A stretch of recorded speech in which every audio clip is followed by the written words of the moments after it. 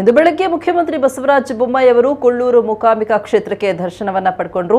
ಬೈಂದೂರು ತಾಲೂಕಿನ ಅರೆಶೀರೂರು ಹೆಲಿಪ್ಯಾಡ್ಗೆ ಬಂದಿಳಿದ ಸಿಎಂ ಅಲ್ಲಿಂದ ಕೊಲ್ಲೂರಿಗೆ ತೆರಳಿದ್ರು. ಅದಕ್ಕೂ ಮುನ್ನ ಸಿಎಂ ಅವರಿಂದ ಹೆಲಿಕಾಪ್ಟರ್ ಲ್ಯಾಂಡ್ ಆಗುವಾಗ ಹೆಲಿಪ್ಯಾಡ್ ಬಳಿ ಬೆಂಕಿ ಕಾಣಿಸಿಕೊಂಡ ಘಟನೆ ನಡೆಯಿತು. ಹೆಲಿಕಾಪ್ಟರ್ ಫ್ಯಾನ್ಗಳಿಗೆ ಬೆಂಕಿ ಕಾಣಿಸಿಕೊಂಡಾಗ ಸ್ಥಳದಲ್ಲಿದ್ದಂತಹ ಅಗ್ನಿಶಾಮಕ ದಳದವರು ಕ್ಷಿಪ್ರ ಕಾರ್ಯಾಚರಣೆ ನಡೆಸಿದ್ರು.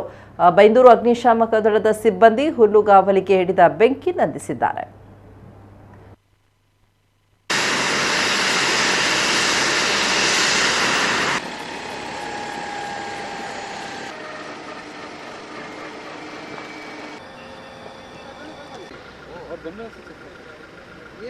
टेक